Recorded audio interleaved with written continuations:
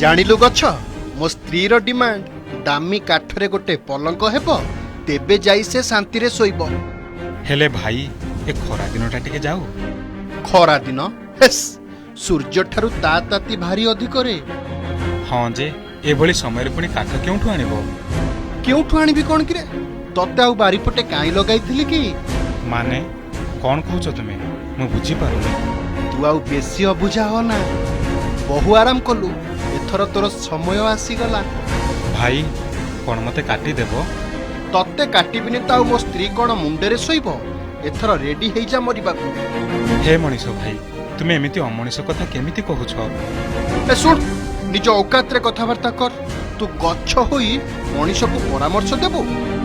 भाई रे मते सिना निज स्वार्थ पई मारी देबो हेले परिवेश रो कथा टिके भाब तो। केते चढ़ई ए टाण खरा रे मो डाल रे बसा बांधी छंती।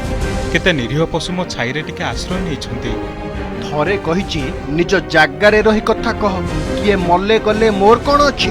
कोन मो स्त्री ठारू एते दामी माने? अरे मते सुनाइला गप। मनीष भाई मु मानुछि तुमे मते लगाइथिलो बंचाइथिलो एबे मो जीवन भी नै जाओ मु किछि करि परिबिनी। मो रक्त देखि तुमे खुशी हुओ मु चाहिले भी किछि करि परिबिनी। किंतु भाई ए निष्पाप गछर अभिशाप पड़िबो निश्चय। मो लुहर परिणाम भोगिबो दिने। तू आउ धमक देखानी रे। एबे एसी आसी गलानी तो उपस्थिति किछि दरकार नाही। तो मला गंडी उपरे स्वामी स्त्री बसी मजा नेबू। ठीक अछि मजा नियो ईश्वर करंतु मते मारी दियो पछे शांति रे रुह। आकाश रे वर्षा नहीं पवन भी नहीं। सकाळ 8टा सुधा 44 डिग्री तापमात्रा। घरु बाहरी हेउनी घरे पसी भी हेउनी। टीवी खबर कागज सबुथिरे घन घन ब्रेकिंग। केते छुईला पारद पावर कट रो पुळा पुळा अभियोग। ठंडा पवन बदल रे एसी रु बाहरुछि गरम हवा। ओह कि गरम ए गछ अरे टिके पवन दे रे नहले बंची हेबनी।